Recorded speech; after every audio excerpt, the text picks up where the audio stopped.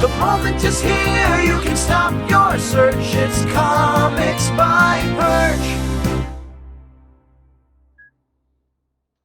Hey everybody, this is Perch, and that's this. I'm not. This isn't tiring exactly, but I don't know what this is. Uh,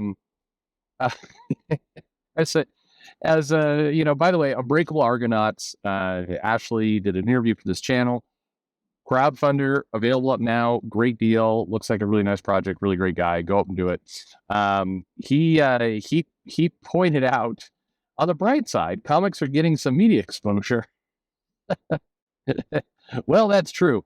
Okay, so what is going on? Well, Florida Representative Webster Barnaby, he is a Republican for the Florida House of Representatives. He gave an impassioned speech, and in his impassioned speech, he elected to reference that we're living in an X-Men movie. I'm looking at society today, and it's like I'm watching an X-Men movie with people that, when you watch the X-Men movies for Marvel Comics, it's like we have mutants living among us on planet Earth. And, you know, some people don't like that, but that's a fact. We have people that live among us today on planet Earth that are happy to display themselves as if they were mutants from another planet. This is the planet Earth, where God created men, male, and women, female. I'm a proud Christian, conservative Republican. I'm not on the fence. Not on the fence. There is so much darkness in our world today. So much evil in our world today. And so many people who are afraid to address the evil, the dysphoria, the dysfunction. I'm not afraid to address the dysphoria or the dysfunction. The Lord rebuke you, Satan, and all of your demons and all of your imps who come and parade before us. That's right, I called you demons and imps who come and parade before us and pretend that you are part of this world. So I'm saying my righteous indignation is stirred. I am sick and tired of this. I'm not going to put up with it. You can test me and try to take me on, but I promise you I'll win every time. Let's all vote up on this bill. Thank you. I hate it. I hate it so much. Here's the crazy part. Again, your mileage may vary, but for me, I prefer, things like the X-Men, Terminator, Transformers, and that is a far more on brand, on point example you could use. But anyway, I prefer, for all this pop culture stuff, not to be part of politics. Like I don't want to be tuning into, what's going on in the state and having to listen to an analogy about how some social issue, how gay marriage is like Legally Blonde or the Thundercats. That's not good for me. I don't want that. I prefer my government to be boring and pragmatic and just kind of getting shit done. That's the government I want. I prefer a government that's very sensitive to the fact that they're using taxpayer money, to do stuff, and that there's a high responsibility for using that money in a responsible way. And so having basically wasting a lot of time with analogy. I mean, now unfortunately okay, you're gonna now claim we're living in an X-Men movie. All you've done is open the door for like Brian Ball to bring Black Widow into the mix, or we're gonna get Transpocalypse. I don't want any of this. Like these are in theory serious issues, and this is rhetoric that gets people all hot and bothered and kind of inflamed, but it's not particularly beneficial or useful for anything. Anyway, this is the worst Fall of X tie-in yet. Um, this is not helpful to comics, because here's the thing: comics are fake. They're not real, and so I think any attempt to tie government issues or government things in with in with comic books, in with fiction, is a bad idea.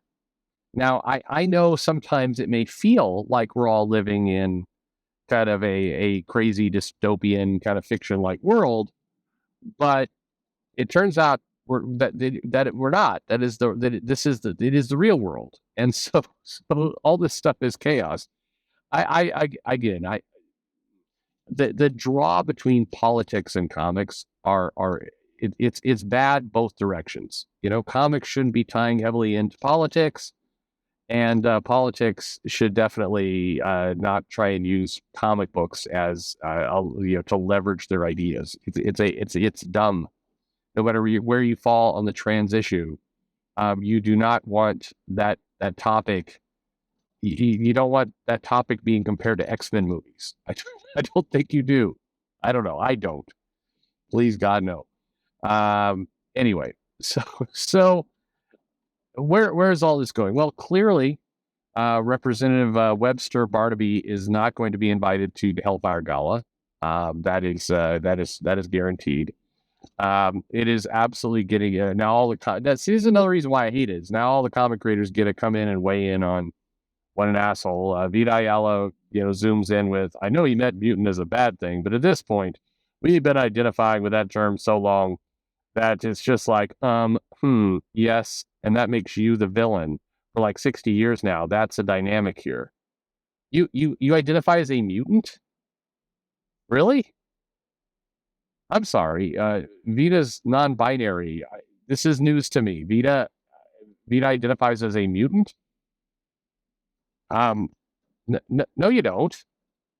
No, I'm sorry. Right now, if one of the YouTubers comes and calls you a mutant, you're gonna block that person and call them a hate crime.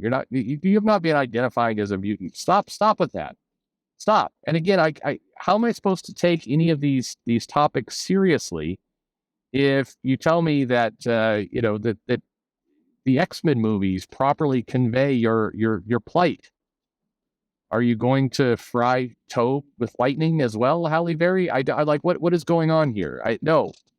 But anyway, this is the world we live in at this point. I don't know. This is a terrible tie-in.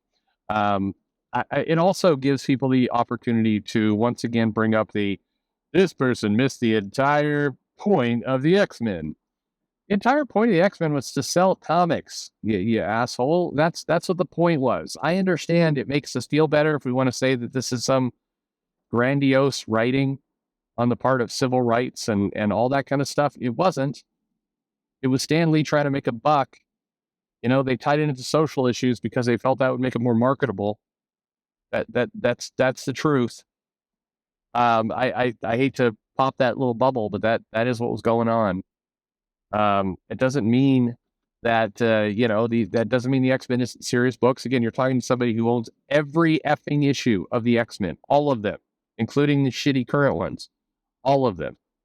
I own, and I've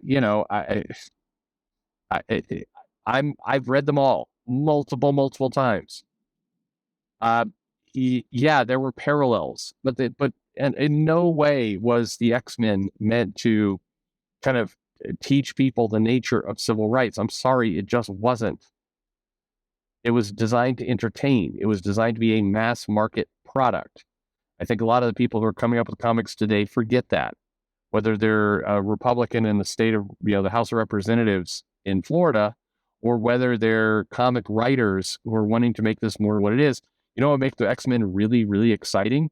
Tell good adventure stories and stop worrying about whether it's a allegory or a message for something else. It's not helpful. It is absolutely not helpful. But anyway, that's pretty crazy. I don't even know what it's just. It's just awful. This person missed the entire point of the X-Men. This person, look, again, whether you agree or disagree with this guy missed the purpose of government. The purpose of government was not to sit and give speeches about how the planet Earth and the trans rights issue is like a fucking comic book. Like, you guys are missing the point. You can certainly want to go, you can have this battle on behalf of whether it is or isn't like the X-Men, but I'll one up you by saying this is not what you should be doing in government. You know, please, yeah, we do. I don't want the Ukrainian Russian conflict to be compared to Silverhawks. We don't use GI Joe to solve border disputes. The entire thing is, everything is wrong here, all of it.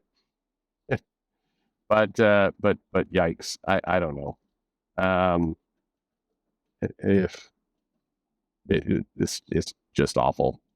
It's just awful in general. And quit. I really would love it if people quit trying to shoehorn in the trans issue into pop culture.